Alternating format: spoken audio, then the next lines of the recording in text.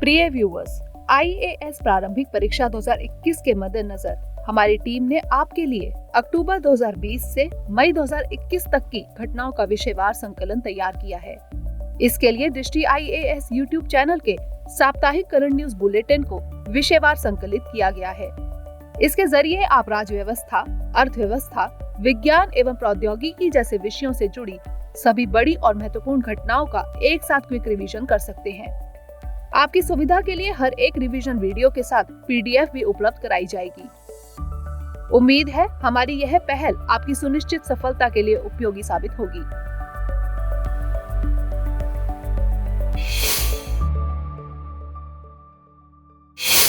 आइए खबरों की शुरुआत करते हैं। राष्ट्रीय अपराध रिकॉर्ड ब्यूरो ने 2019 के लिए भारत में अपराध रिपोर्ट जारी कर दी है। रिपोर्ट के मुताबिक प्रति 1 लाख की जनसंख्या पर अपराध की दर में 2018 के मुकाबले 2019 में मामूली वृद्धि देखी गई है। 2018 में जहां अपराध की दर 383.5 थी, वहीं 2019 में यह 385.5 रही। रिपोर्ट में महिलाओं पर अपराधों के संबंध में चिंतित करने वाले आंकड़े सामने आए हैं। 2018 से 2019 के बीच देश में महिलाओं के खिलाफ हो रहे अपराधों में 7.3% की बढ़ोतरी हुई है। वहीं अनुसूचित जाति वर्ग के खिलाफ भी अपराधों में 7.3% का इजाफा हुआ है। राज्यों के मामले में देखा जाए तो महिलाओं और अनुसूचित जाति वर्ग के खिलाफ सबसे ज्यादा अपराध उत्तर प्रदेश में दर्ज किए गए हैं, जबकि प्रति 1 लाख जनसंख्या पर देखा जाए तो महिलाओं के खिलाफ अपराधों में असम का नाम सबसे ऊपर है। राजस्थान में अनुसूचित जातियों के खिलाफ अपराधों की दर सबसे ज्यादा है। रिपोर्ट बताती है कि 2019 के दौरान महिलाओं के विरुद्ध सबसे ज्यादा अपराध IPC के तहत दर्ज किए गए हैं, जिसमें 30.9% मामले पति या उनके रिश्तेदारों द्वारा क्रूरता, 21.8% मामले महिलाओं की गरिमा भंग करने, 17.9% मामले अपहरण और 7.9% केस दुष्कर्म के थे। प्रति 1 लाख महिलाओं पर अपराध दर 2019 में 62.4 बताई गई है, जो कि 2018 में 58.8 दर्ज हुई थी। राजस्थान में महिलाओं के साथ दुष्कर्म के सबसे ज्यादा 5,997 मामले सामने आए हैं। इसके बाद उत्तर प्रदेश और मध्य प्रदेश का नाम है। पोक्सो एक्ट के तहत बच्चियों के खिलाफ सबसे ज्यादा अपराध उत्तर प्रदेश में हुए। इसके बाद महाराष्ट्र और मध्य प्रदेश का नंबर आता है। बीते मॉनसून सत्र में संसद ने विदेशी अंशदान विनियमन संशोधन विधेयक 2020 को पारित कर दिया। इस संशोधन का मकसद विदेशों से प्राप्त होने वाले अंशदान के गलत और अनुचित उपयोग पर रोक लगाना है। दरअसल हालिया वर्षों में विदेशों से मिलने वाले अंशदानों में सरकार ने कई गड़बड़ियों को उजागर किया है। वर्ष 2010 से 2019 के दौरान विदेशी अंशदान की वार्षिक आय में करीब दोगुना इजाफा हुआ, लेकिन कई बार ऐसा देखा गया कि विदेशी अंशदान की राशि का उस प्रयोजन के लिए उपयोग नहीं किया गया जिसके लिए उन्हें पंजीकृत किया गया था। लिहाजा ऐसे मामलों में सरकार ने 2011 से 2019 के बीच गैर सरकारी संगठन समेत कुल 19,000 संगठनों का पंजीकरण रद्द कर दिया है। ऐसे में इन संगठनों के कामों में पारदर्शिता सुनिश्चित करने के लिए मौजूदा नियमों में संशोधन की काफी जरूरत थी। अब विधेयक में आधार को गैर सरकारी संगठन या विदेशी योगदान प्राप्त करने वाले लोगों और संगठनों के सभी पदाधिकारियों, निदेशकों और अन्य प्रमुख अधिकारियों के लिए एक अनिवार्य पहचान दस्तावेज बनाने का प्रस्ताव किया गया है। अब कोई भी व्यक्ति, संगठन या रजिस्टर्ड कंपनी विदेशी अंशदान प्राप्त करने के बाद किसी अन्य संगठन को उसे ट्रांसफर नहीं कर सकेगा। हालांकि इंटरनेशनल कमीशन ऑफ जूरिस्ट्स यानी न्यायविदों के अंतर्राष्ट्रीय आयोग ने इस संशोधन की आलोचना करते हुए कहा कि यह अंतर्राष्ट्रीय कानून के साथ पूरी तरह असंगत है और यह सिविल सोसाइटी के काम में रुकावट बनेगा। संशोधन के मुताबिक विदेशी अंशदान का केवल 20% हिस्सा ही प्रशासनिक खर्च के लिए इस्तेमाल किया जा सकता है, लेकिन ऐसा माना जा रहा है कि यह प्रावधान देश के उन बड़े NGOs के सामने समस्या खड़ी करेगा जिनका प्रशासनिक खर्च काफी ज्यादा है। आपको बता दें कि विदेशी अंशदान विनियमन अधिनियम सबसे पहले 1976 में अस्तित्व में आया था। हाल ही में गर्भपात को लेकर उच्च न्यायालयों के सामने आए मामलों पर एक अध्ययन रिपोर्ट सामने आई है। रिपोर्ट ने खुलासा किया है कि हालिया वर्षों में ऐसे मामलों की संख्या में इजाफा हुआ है। रिपोर्ट के मुताबिक हर 5 में से 1 केस ऐसा है जो या तो अवयस्क महिला है या ऐसी महिला जिनका गर्भपात नहीं किया जा सकता। देश में सुरक्षित गर्भपात के लिए काम करने वाला संगठन प्रतिज्ञा कैंपेन की report assessing the judiciary's role in access to safe abortion 2 से यह बात सामने आई है। मई 2019 और अगस्त 2020 के बीच किए गए अध्ययन के मुताबिक 14 उच्च न्यायालयों में गर्भपात के कुल 243 मामले थे, जबकि इससे पहले प्रति वर्ष इसके 1/4 मामले ही सामने आते थे। Medical termination of pregnancy act 1971 गर्भावस्था के पहले 12 हफ्तों के भीतर एक डॉक्टर की राय के साथ और 2 डॉक्टरों की राय के साथ पहले 20 सप्ताह के भीतर गर्भपात की अनुमति देता है। हालांकि कुल 243 मामलों में 23% 20 सप्ताह के गर्भकाल की अवधि के भीतर दायर किए गए थे, जबकि गर्भपात की इजाजत के लिए इन्हें कोर्ट जाने की जरूरत नहीं थी। इससे पता चलता है कि जमीनी स्तर पर नागरिकों को कानून के प्रावधानों की सही जानकारी नहीं है। गौरतलब है कि मार्च में medical termination of pregnancy amendment bill 2020 Lok Sabha से पारित हो चुका है और राज्यसभा के सामने लंबित है। इसके अनुसार 20 सप्ताह तक के गर्भपात के लिए एक डॉक्टर की सलाह पर्याप्त होगी और 20 व 24 हफ्ते की गर्भवती महिलाओं की कुछ श्रेणियों के मामले में 2 डॉक्टर की सलाह की जरूरत है। इस विधेयक में यह तय करने के लिए एक राज्य स्तरीय मेडिकल बोर्ड भी स्थापित करने का प्रावधान है कि क्या भ्रूण की विसंगतियों के मामलों में 24 हफ्ते के बाद गर्भावस्था को खत्म किया जा सकता है। चिकित्सा के क्षेत्र में ऐतिहासिक बदलाव करते हुए केंद्र सरकार ने चिकित्सा शिक्षा और व्यवसाय के शीर्ष नियामक के तौर पर राष्ट्रीय चिकित्सा आयोग का गठन किया है। स्वास्थ्य एवं परिवार कल्याण मंत्रालय द्वारा जारी अधिसूचना के अनुसार इस आयोग ने दशकों पुरानी संस्था भारतीय चिकित्सा परिषद यानी MCI की जगह ली है। गौरतलब है कि अगस्त 2019 में संसद ने राष्ट्रीय चिकित्सा आयोग अधिनियम पारित किया था। 25 सितंबर 2020 से राष्ट्रीय चिकित्सा आयोग अधिनियम के प्रभावी होने के साथ ही भारतीय चिकित्सा परिषद अधिनियम 1956 को खत्म कर दिया गया है। साथ ही भारतीय चिकित्सा परिषद द्वारा नियुक्त किए गए शासक मंडल को भी तत्काल प्रभाव से समाप्त कर दिया गया। सरकार के मुताबिक इस आयोग में 4 स्वायत्त बोर्ड शामिल होंगे। ये 4 बोर्ड हैं स्नातक चिकित्सा शिक्षा बोर्ड, स्नातकोत्तर चिकित्सा शिक्षा बोर्ड, चिकित्सा मूल्यांकन एवं रेटिंग बोर्ड एवं एथिक्स और मेडिकल रजिस्ट्रेशन बोर्ड। ऐसा माना जा रहा है कि इस ऐतिहासिक सुधार के चलते भारतीय चिकित्सा शिक्षा के क्षेत्र में पारदर्शिता आएगी और गुणवत्तापूर्ण एवं उत्तरदायी व्यवस्था बनाने में मदद मिलेगी। सबसे अहम, अब से निर्वाचित नियामक के विपरीत योग्यता के आधार पर नियामक का चयन किया जाएगा। आयोग का मुख्य कार्य नियामक व्यवस्था को सुव्यवस्थित करना, संस्थाओं का मूल्यांकन और शोध पर अधिक ध्यान देना है। इसके अलावा MBBS के बाद कॉमन फाइनल ईयर परीक्षा यानी नेशनल एग्जिट टेस्ट के तौर तरीकों पर काम करना है। इसका मकसद पंजीकरण और PG एंट्रेंस एग्जाम, निजी चिकित्सा विद्यालयों के शुल्क ढांचे का नियमन करना और सामुदायिक स्वास्थ्य कर्मियों द्वारा प्राथमिक स्वास्थ्य देखभाल उपलब्ध कराने के बारे में मानक तय करना है। पिछले दिनों एमनेस्टी इंटरनेशनल इंडिया ने जानकारी दी कि भारत सरकार ने संगठन के सभी बैंक अकाउंट्स को पूरी तरह बंद कर दिया है। इससे संगठन भारत में जो भी मानवाधिकार कार्य करता है वे पूरी तरह रुक गए हैं। एमनेस्टी इंटरनेशनल इंडिया ने सरकार की इस कार्रवाई की कड़ी निंदा की है। संगठन के मुताबिक पिछले कई सालों में घरेलू स्तर पर कई लोगों ने एमनेस्टी इंटरनेशनल इंडिया में अपना वित्तीय योगदान दिया है, जो कि पूरी तरह कानूनी है। इसके बावजूद इन योगदानों पर विदेशी अभिदाय विनियमन अधिनियम 2010 के तहत कार्रवाई की गई। आपको बता दें कि एमनेस्टी इंटरनेशनल एक अंतर्राष्ट्रीय संगठन है जो अंतर्राष्ट्रीय स्तर पर मानवाधिकारों के संरक्षण के लिए काम करता है। इस संगठन के कई क्षेत्रीय कार्यालय हैं, जिसकी एक शाखा भारत में भी है। विदेशी अभिदाय विनियमन अधिनियम 2010 की बात करें तो यह कानून कुछ खास लोगों, संगठनों और कंपनियों द्वारा लिए जाने वाले विदेशी योगदानों और हॉस्पिटैलिटी को राष्ट्रीय हित में स्वीकार करने और इस्तेमाल करने को रेगुलेट करता है। किसी भी निर्वाचन अभ्यर्थी, पंजीकृत संवाददाताओं, न्यायाधीशों, किसी विधानमंडल के सदस्य, राजनीतिक दल एवं राजनीतिक प्रकृति के किसी संगठन और कुछ एसोसिएशंस पर विदेशी योगदान को स्वीकार करने पर भी यह कानून रोक लगाता है। DMEO यानी development monitoring and evaluation office ने डेटा गवर्नेंस क्वालिटी इंडेक्स का सर्वेक्षण किया। इसका मकसद सेंट्रल सेक्टर स्कीम्स और सेंट्रली स्पॉन्सर्ड स्कीम्स के इम्प्लीमेंटेशन पर विभिन्न मंत्रालयों और विभागों के प्रदर्शन का आकलन करना था। उर्वरक विभाग को आर्थिक मामलों के 16 मंत्रालयों और विभागों में दूसरा, जबकि कुल 65 मंत्रालयों और विभागों में तीसरा स्थान मिला। यह विभाग रसायन और उर्वरक मंत्रालय के अंतर्गत आता है। डीएमईओ ने इंडेक्स के स्कोर कार्ड को बनाने के लिए मंत्रालयों और विभागों में डेटा प्रिपरेशन के स्तर की स्व मूल्यांकन आधारित समीक्षा को आधार बनाया है। बाद में एक मानकीकृत ढांचे पर इन मंत्रालयों और विभागों के डेटा प्रिपरेशन का आकलन करने के लिए सर्वेक्षण किया गया। इस सर्वेक्षण में 6 प्रमुख विषयों डेटा जनरेशन, आंकड़े की गुणवत्ता, प्रौद्योगिकी का उपयोग, डेटा विश्लेषण, उपयोग और प्रसार, डेटा सुरक्षा और मानव संसाधन क्षमता व केस स्टडी को शामिल किया गया था।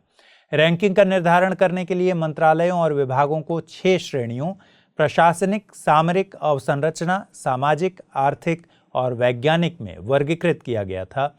डीएमईओ का गठन सितंबर 2015 में पहले से बने प्रोग्राम, इवैल्यूएशन ऑफिस और इंडिपेंडेंट इवैल्यूएशन ऑफिस को मिलाकर किया गया।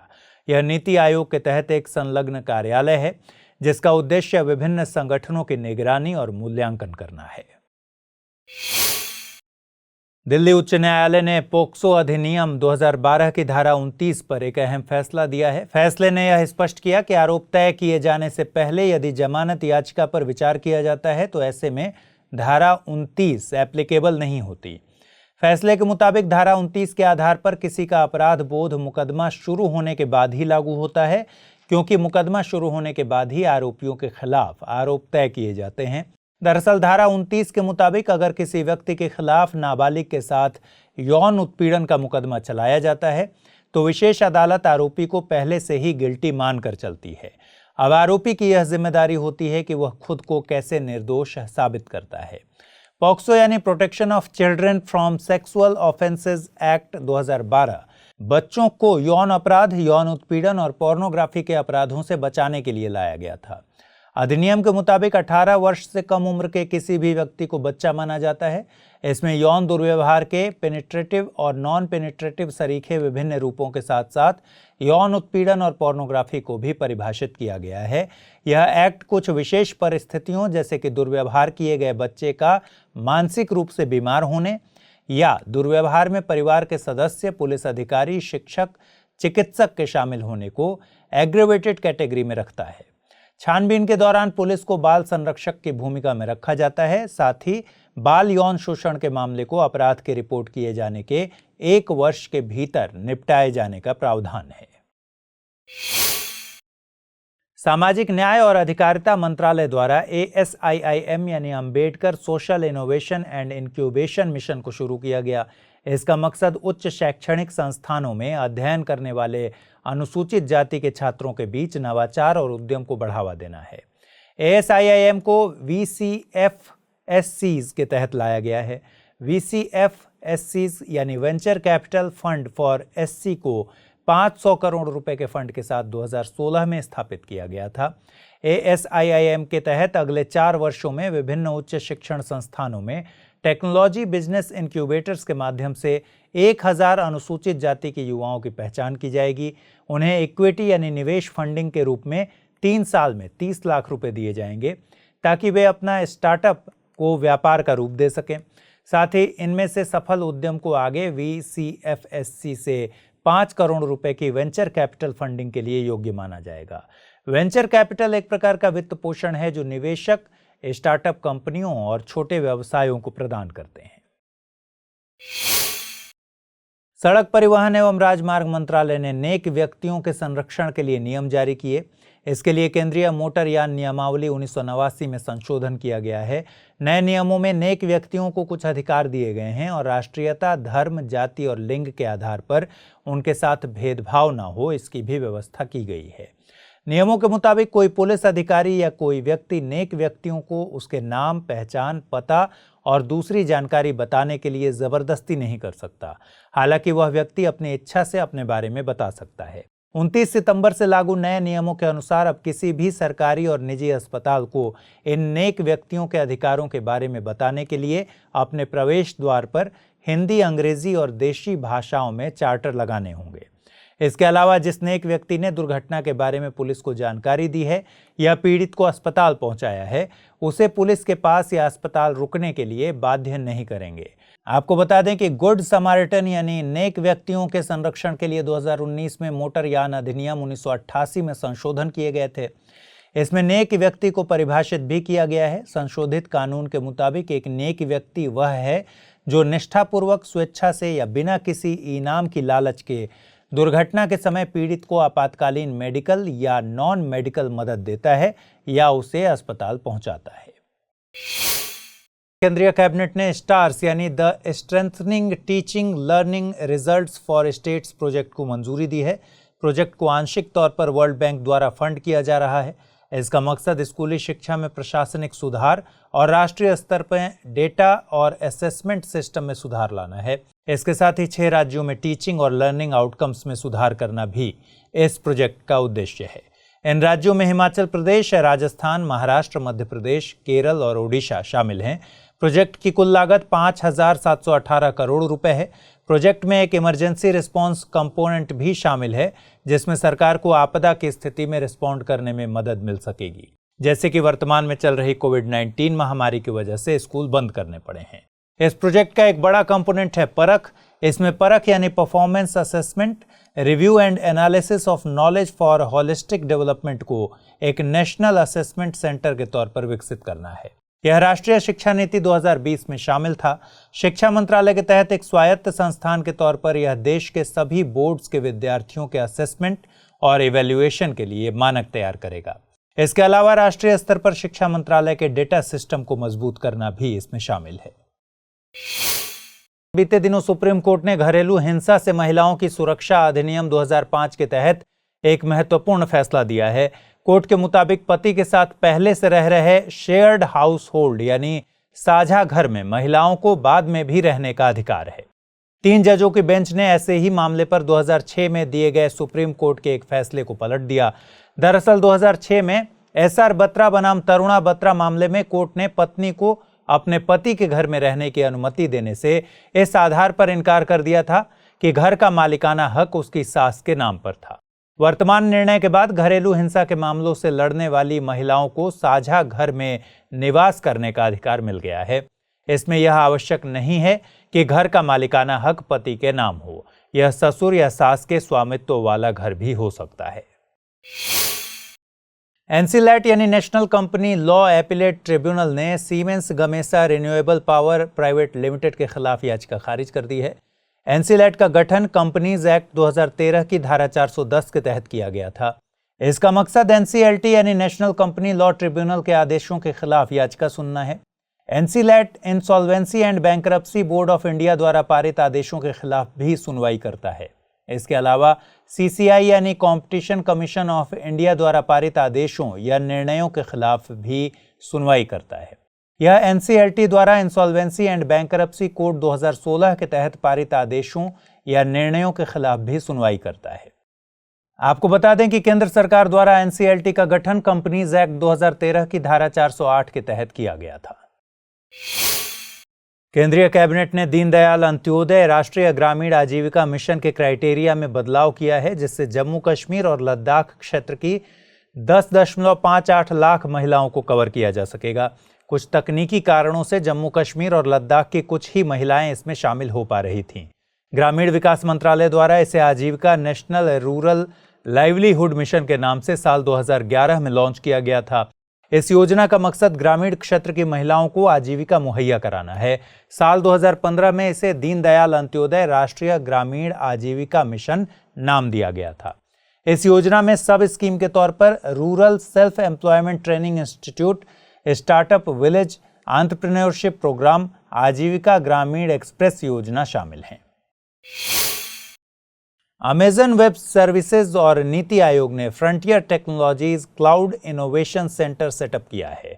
यह सेंटर सामाजिक चुनौतियों मसलन कृषि और स्वास्थ्य के लिए डिजिटल इनोवेशन के जरिए समाधान खोजेगा।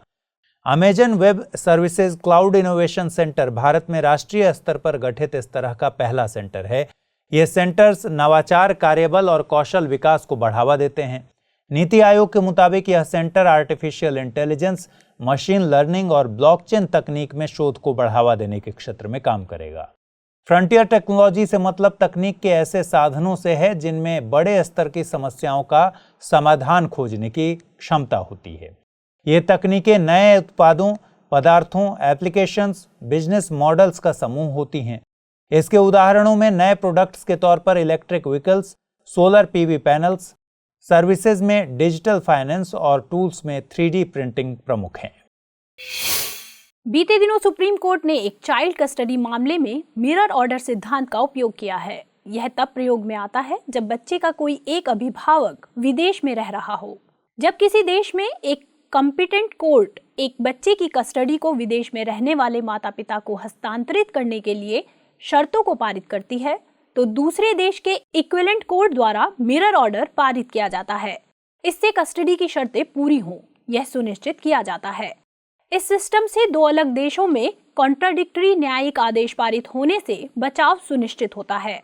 मिरर ऑर्डर का उद्देश्य एक जुरिस्डिक्शन से दूसरे जुरिस्डिक्शन में जाने वाले नाबालिग बच्चों के हितों की रक्षा करना है।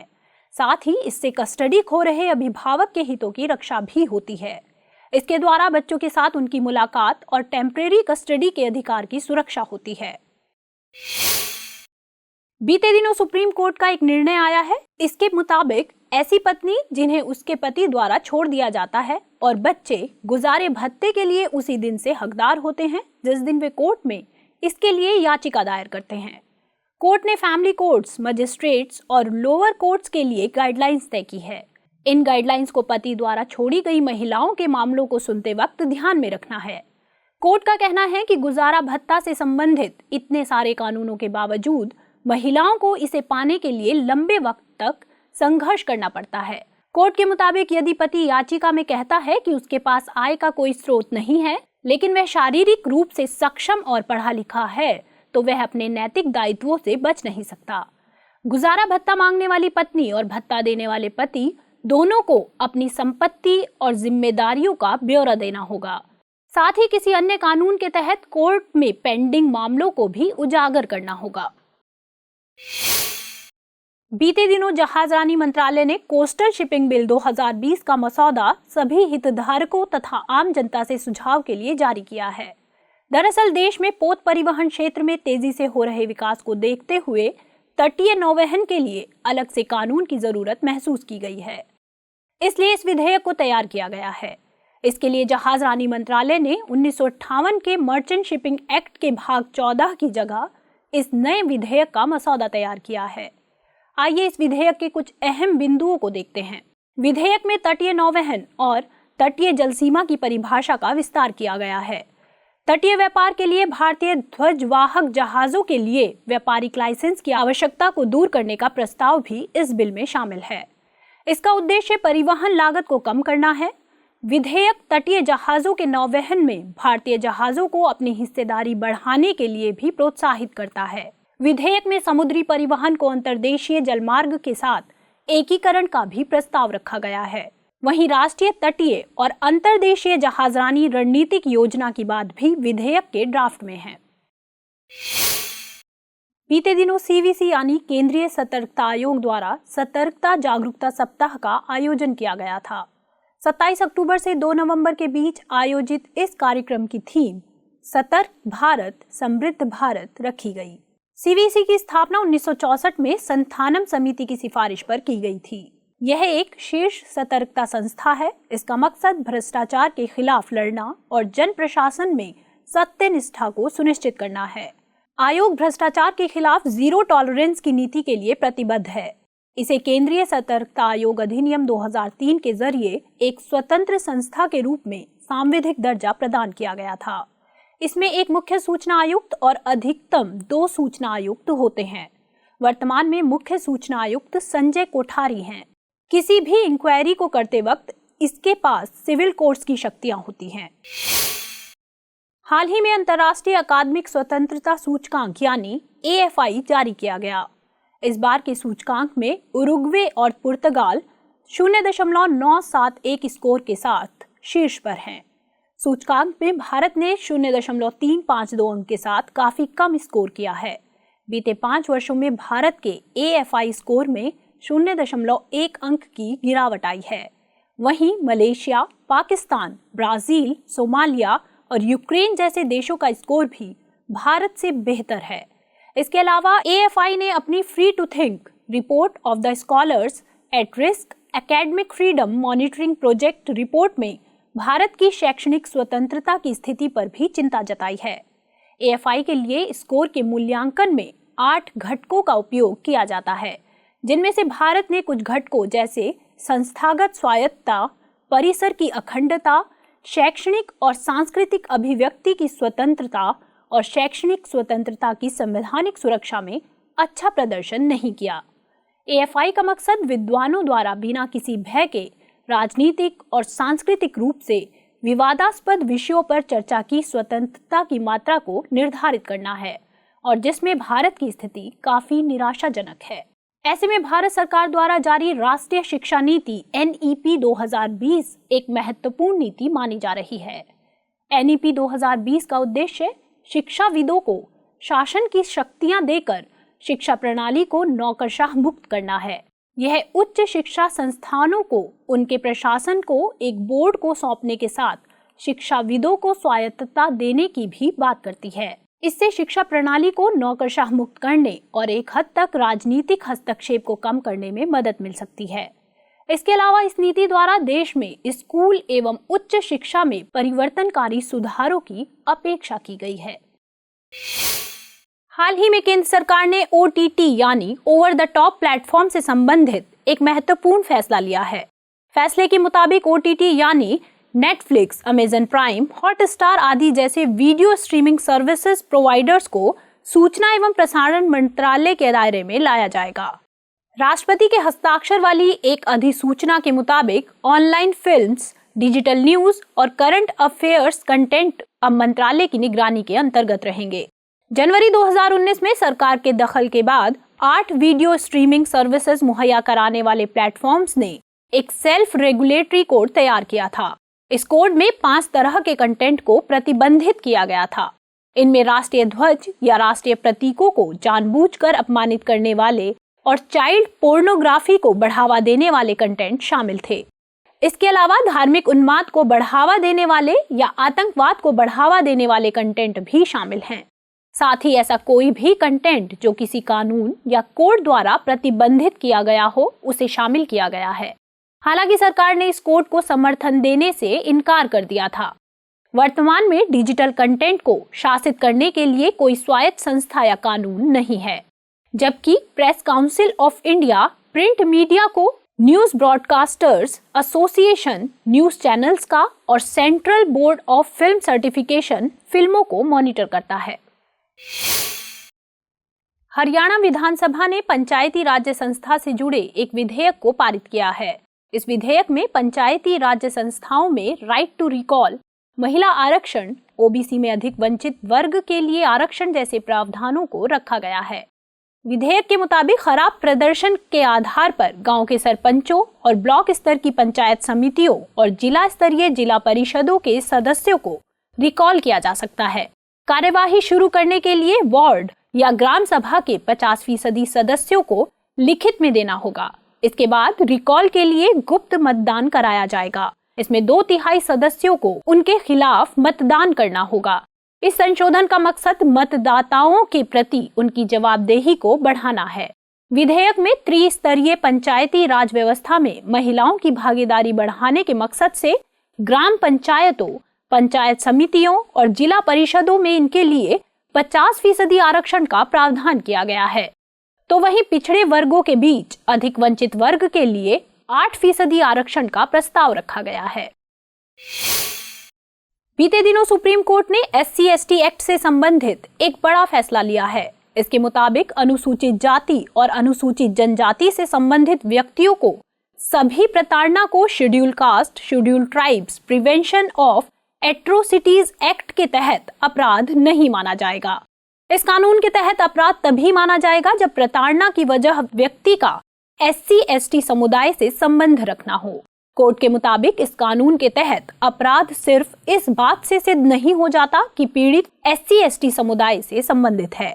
कोर्ट ने साफ किया कि जब तक कोई व्यक्ति SC/ST समुदाय के व्यक्ति को उसे जाति के आधार पर प्रताड़ित करने की मंशा से भला बुरा नहीं कहता है और जब तक उत्पीड़न की घटना का कोई गवाह नहीं हो तब तक किसी उच्च जाति के व्यक्ति के खिलाफ SC/ST कानून के तहत कार्रवाई नहीं की जा सकती है। पहली राष्ट्रीय कृषि शिक्षा नीति एकेडमिक क्रेडिट बैंक लाने की तैयारी में है। 74 यूनिवर्सिटीज जो कि क्रॉप साइंसेज, फिशरीज, वेटनरी और डेयरी ट्रेनिंग रिसर्च से संबंधित हैं, उनमें multiple entry and exit option के साथ डिग्री प्रोग्राम्स भी लॉन्च किए जाएंगे। वाइस चांसलर्स की 6 सदस्यीय समिति को कृषि मंत्रालय को अगले महीने एक ड्राफ्ट पॉलिसी सौंपने को कहा गया है। एकेडमिक क्रेडिट बैंक को एक उदाहरण से समझने की कोशिश करते हैं। मान लीजिए एक विद्यार्थी अपनी रुचि के मुताबिक इंजीनियरिंग के कोर्स में एडमिशन लेता है। पहले सेमेस्टर के बाद उसे पता चलता है कि उसे इसमें रुचि नहीं है और अब वह BBA करना चाहता है। ऐसे में या तो वह अपना 1 साल वेस्ट करे और BBA में एडमिशन ले ले या फिर बिना रुचि के इंजीनियरिंग ही करता रहे। ऐसे में अगर एकेडमिक क्रेडिट बैंक जैसी संकल्पना काम कर रही है तो वह विद्यार्थी अपने आधे क्रेडिट्स को नई डिग्री कोर्स में ट्रांसफर करवा सकता है। एकेडमिक क्रेडिट बैंक का मकसद उच्च शिक्षा में मोबिलिटी लाना है, जिससे विद्यार्थी अपने मन मुताबिक कोर्स कर सके। बीते 9 नवंबर को नेशनल लीगल सर्विसेज डे का आयोजन किया गया। इसे हर साल सभी नागरिकों के लिए न्याय प्रक्रिया सुनिश्चित करने के लिए जागरूकता फैलाने के मकसद से मनाया जाता है। दरअसल समाज के कमजोर और गरीब तबकों को मुफ्त कानूनी सेवाएं देने के लिए हमारे संविधान में राज्य के नीति निदेशक तत्व में जिक्र किया गया है। इसे जमीनी स्तर पर लाने के लिए नेल्सा यानी राष्ट्रीय विधिक सेवा प्राधिकरण का गठन कानूनी सेवा प्राधिकरण अधिनियम 1987 के तहत किया गया है। भारत के मुख्य न्यायाधीश नालसा के पैटर्न इन चीफ होते हैं। इसके अलावा हर राज्य में राज्य विधिक सेवा प्राधिकरण का गठन किया गया है, जिसका पैटर्न इन चीफ उस राज्य से संबंधित उच्च न्यायालय के मुख्य न्यायाधीश होते हैं। जिला स्तर पर विधिक सेवा कार्यक्रमों को लागू करने के लिए जिला विधिक सेवा प्राधिकरण का गठन किया गया है। प्राधिकरण प्रत्येक जिले में जिला न्यायालयों के परिसर में स्थित हैं और इसकी अध्यक्षता संबंधित जिले के जिला न्यायाधीश द्वारा की जाती है। इसके तहत कमजोर वर्गों को मुफ्त कानूनी सेवाएं प्रदान करने के साथ साथ लोक अदालतों के माध्यम से विवादों का सौहार्दपूर्ण निपटारा भी किया जाता है। मुफ्त न्यायिक सेवा की सुविधा अनुसूचित जाति या अनुसूचित जनजाति के सदस्यों, किसी भी महिला या बच्चे, मानसिक रूप से बीमार या विकलांग व्यक्तियों, अनुच्छेद 23 के लिखे प्रावधान के तहत पीड़ितों, औद्योगिक कामगारों सरीखे लोगों को मुहैया कराई जाती है। बीते दिनों नीति आयोग ने सरकार को एक प्रस्ताव भेजा है जिसमें आर्टिफिशियल इंटेलिजेंस के लिए एक निरीक्षण निकाय के गठन किए जाने की बात है। नीति आयोग का मानना है कि यह निकाय आर्टिफिशियल इंटेलिजेंस की तकनीकी, कानूनी, नीतिगत और सामाजिक पहलुओं को समर्थ बनाने में अहम भूमिका निभा सकता है। नीति आयोग ने मसौदे को working document enforcement mechanism for responsible AI for all नाम दिया है। इसमें सिफारिश की गई है कि नए निकाय में उद्योग क्षेत्र के विशेषज्ञों के अलावा कानून और सामाजिक विज्ञान क्षेत्र के भी विशेषज्ञ शामिल होने चाहिए। आयोग ने इस तरह के निकाय के गठन की सिफारिश आर्टिफिशियल इंटेलिजेंस पर राष्ट्रीय रणनीति के तहत की है। यह निकाय आर्टिफिशियल इंटेलिजेंस के मामले में एक सलाहकारी निकाय के तौर पर भी काम करेगा और वर्तमान विनियामकों के बीच भी सामंजस्य स्थापित करेगा। इस ड्राफ्ट में एक और बात यह है कि रिस्पॉन्सिबल आर्टिफिशियल इंटेलिजेंस को देश में और एडवांस बनाने के लिए सरकार को शोध को बढ़ावा देना चाहिए। इसके लिए सरकार फंड और फेलोशिप प्रोग्राम को प्राथमिकता दे सकती है। वहीं ड्राफ्ट में एक एथिक्स कमेटी गठित करने की बात भी है, जो आर्टिफिशियल इंटेलिजेंस प्रणाली के प्रोक्योरमेंट, डेवलपमेंट और ऑपरेशन पर काम करेगी। बता दें कि देश में आर्टिफिशियल इंटेलिजेंस को बढ़ावा देने के लिए सरकार ने 2018 में आर्टिफिशियल इंटेलिजेंस पर राष्ट्रीय नीति पर विमर्श पत्र जारी किया था, जबकि जून 2020 में towards responsible artificial intelligence for all नाम से एक ड्राफ्ट पेपर भी रिलीज किया था। बीते दिनों सुप्रीम कोर्ट ने अनुच्छेद 32 से संबंधित एक महत्वपूर्ण विचार रखा। मुख्य न्यायाधीश S.A. बोबड़े की अध्यक्षता वाली बेंच के मुताबिक कोर्ट अनुच्छेद 32 के तहत आने वाली व्यक्तिगत याचिकाओं को हतोत्साहित करने की कोशिश कर रहे हैं।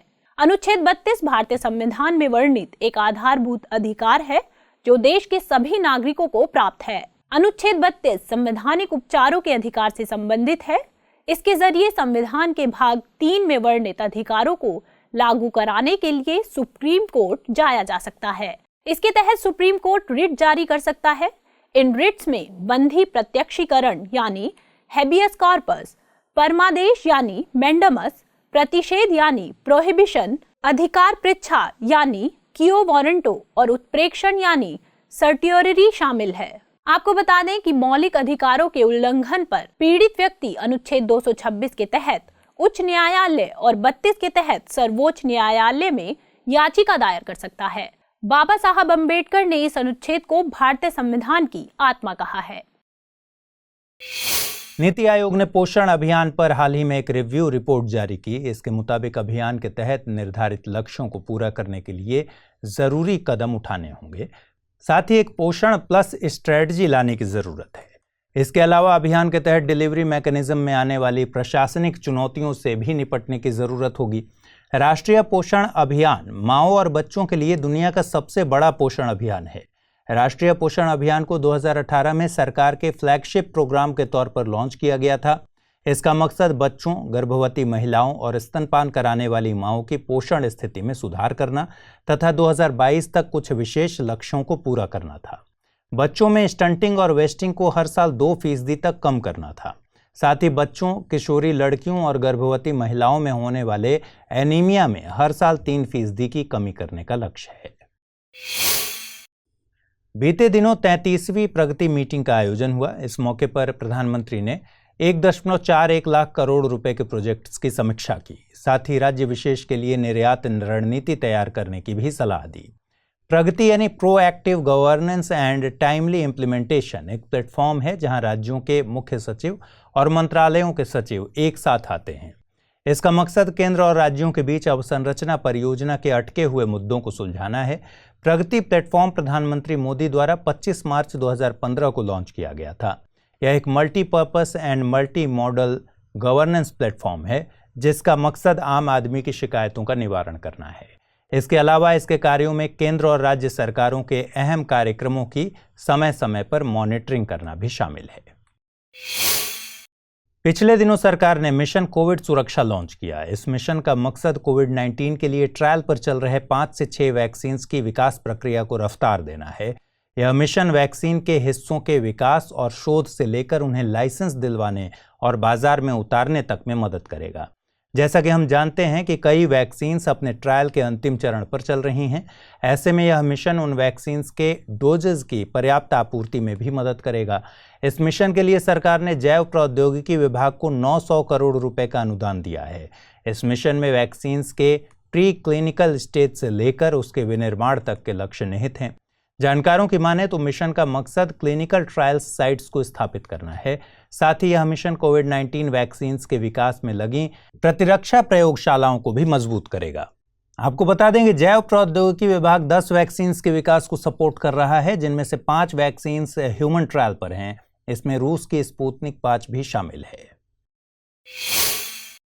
दिल्ली बाल अधिकार पैनल ने महिला और बाल विकास मंत्रालय में एक विशेष रिपोर्ट जमा कर दिल्ली सरकार की एक योजना में बदलाव किए जाने की बात कही है। पैनल का मानना है कि ऐसे बच्चे जिनके गार्जियन जेल में हैं, उनकी स्थिति बदतर है और दिल्ली सरकार उनके लिए जो योजनाएं चला रही है वे नाकाफी हैं। रिपोर्ट में बाल अधिकारों के संरक्षण के लिए पैनल ने 2014 की एक योजना बंदियों के बच्चों का वित्तीय पोषण, शिक्षा और सामाजिक कल्याण योजना का जिक्र किया है। रिपोर्ट के मुताबिक इस योजना के शुरू होने के बाद से अभी तक बहुत कम बच्चों को ही इससे लाभ हुआ है। इन सभी बातों को देखते हुए आयोग ने इस योजना में बड़े सुधारों की सिफारिश की है। आपको बता दें कि भारत संयुक्त राष्ट्र की बच्चों की आजीविका संरक्षण और विकास पर घोषणा एवं 1992 के बच्चों के अधिकारों पर अभिसमय के लिए प्रतिबद्ध है। इसलिए 2007 में बाल अधिकारों के संरक्षण के लिए बाल अधिकार संरक्षण अधिनियम 2005 को लागू किया गया था। यह कानून बाल अधिकारों के संरक्षण के लिए राष्ट्रीय आयोग और बाल अधिकार संरक्षण आयोग के लिए राज्य आयोग का प्रावधान करता है। राष्ट्रीय आयोग बच्चों के अधिकारों के संरक्षण के लिए दूसरे कानूनों के तहत दिए गए सुरक्षा तंत्रों का परीक्षण और समीक्षा करता है और उनके प्रभावी क्रियान्वयन के लिए सिफारिशें करता है। दिल्ली एनसीआर को रेलवे के डीजल इंजन से मुक्त करने की दिशा में सरकार ने एक और महत्वपूर्ण कदम उठाया है।